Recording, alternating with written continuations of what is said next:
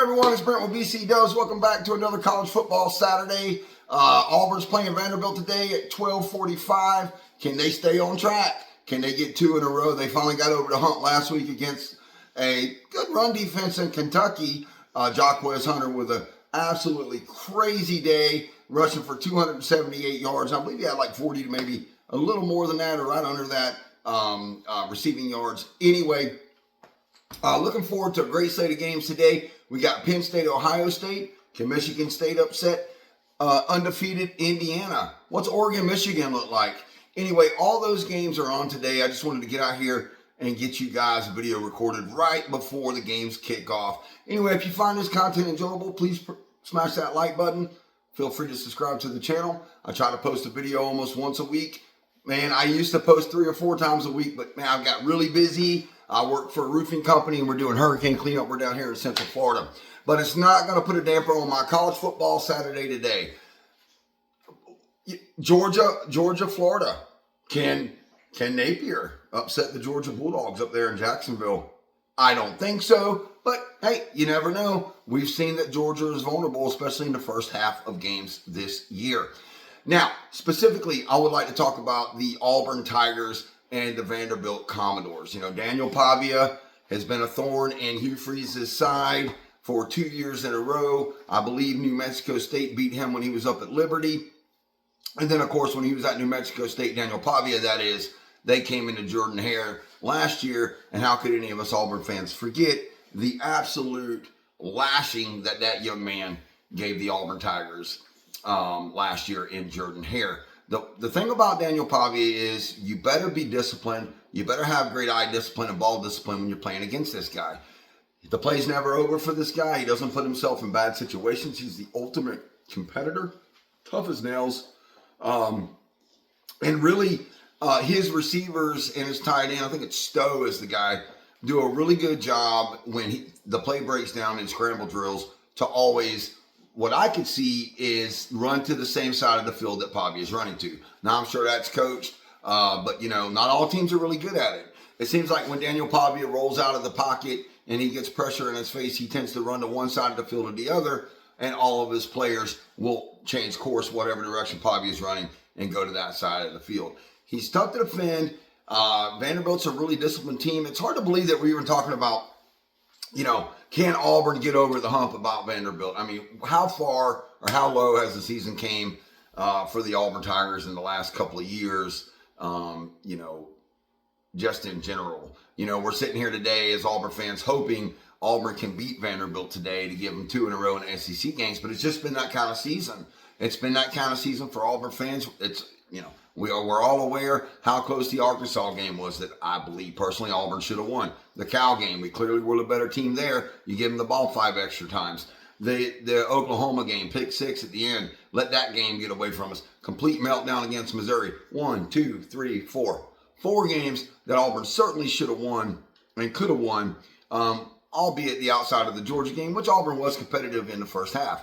I do believe that the Auburn Tigers are very close. They're very competitive. They have the talent. They just haven't been able to put teams away or find a way to win or know how to win, I should say. Last week, they did it. Hugh Freeze put that play call book away and said, give it to 27, let Jacquez Hunter eat. And that's exactly what he did. Now, will he do that again this week? Maybe if Vanderbilt's defense has a little bit of success in the beginning, stopping the run, that remains to be seen. I sure hope so. I hope that they stay balanced. You know, you can't look at Jacquez Hunter as a guy that's going to get you 7, 8 yards every carry. Maybe he has a handoff that he only gets a yard on. Do you abandon the run? You know, Hugh Freeze has a knack. He wants to pass. That's what he wants to do. And it is a habit of his. Not saying it's a bad habit. With the right quarterback, it's fine. We all know that that's certainly not the case at Auburn right now this year with Peyton Thorne. Peyton Thorne has the arm talent, but he makes some really bad decisions. And he doesn't really go through his progressions that well. He plays pretty scared and pretty timid. At the first sign of pressure, he freaks out. We all know that. But will Auburn lean on Jacquez Hunter today? Can they shut down Daniel Pavia? I think the key to shutting down Daniel Pavia today is you got to get physical with the guy. when the guy comes out, he's a quarterback. If he gets past that line of scrimmage, he's just like any other football player. At that point, he's a running back. You have to lay the wood on this guy. Now, he is tough. He's not going to just curl into a ball because he gets hit hard once or twice. But I believe if you can consistently hit this guy and hit this guy, eventually it'll start creeping in the back of his head. Maybe I don't want to take off and run and get careened by Eugene Asante today. But anyway, it's going to be a little bit of a shorter video today. What do you guys think? Does Penn State beat Ohio State today? A lot of pressure on Ryan Day in this game, I do believe, more so than James Franklin.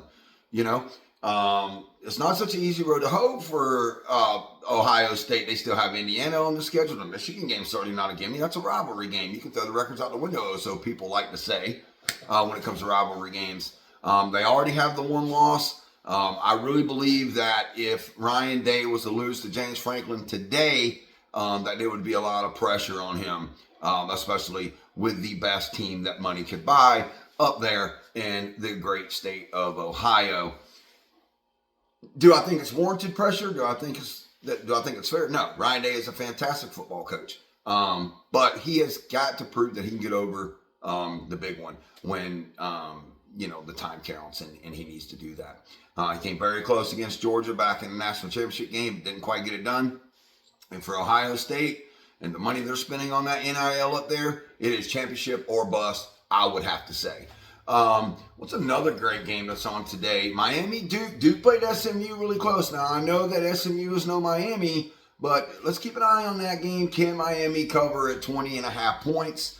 I think they get the job done. Louisville, Clemson, South Carolina, Texas A&M. What are your feelings about that? South Carolina's a sneaky good team. It's the team that nobody wants to really come in and play. Kind of like Auburn. Auburn's record ain't that great, but you come in, you play an Auburn team, you're going to have to go 4 quarters. It's not that easy. And South Carolina's the same way. I think South Carolina this year is a better team than the Auburn Tigers. And I think Texas A&M may have a tough road to hoe with the Gamecocks today. I know they got that new quarterback that likes to run around, but he doesn't throw it very often. He only had 2 pass attempts against LSU.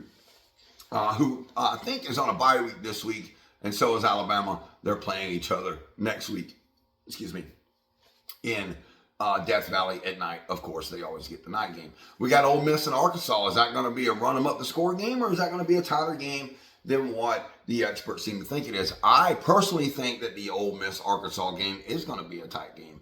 I think that Arkansas finds a way to stop the run and forces Jackson Dart to beat them through the air, which he certainly can do. But I don't think it's going to be as easy as they think. Everybody had Ole Miss as a potential playoff team. They started off the season red hot when they weren't playing SEC opponents. But ever since they've kind of been in SEC play, it's been a little tough road to hoe for the Ole Miss Rebels up there in Lane Kiffin and that Lane train. If Billy Napier loses to Georgia today, if the game's not competitive, let's say Georgia blows out the Florida Gators, does that talk about Lane Kiffin coming down to the Florida Gators? Does that get a little hotter? Does that, I already believe that seat's really hot under Billy Napier right now, but we'll see. Only time will tell. Listen, I really hope you guys enjoyed this really quick, fast talk snippet of the college football games today. I'll be back with shorts throughout the day. I like to post shorts throughout the college football day. If random things happen or if there's an upset coming, you'll certainly see me on here on some YouTube shorts. Feel free, like I said at the beginning of the video, like and subscribe if you find this content enjoyable. I'm going to go ahead and get off here. I don't want to miss the kickoff to that Penn State-Ohio State game. I hope everyone enjoys their college football Saturday, and we'll see you on the next one.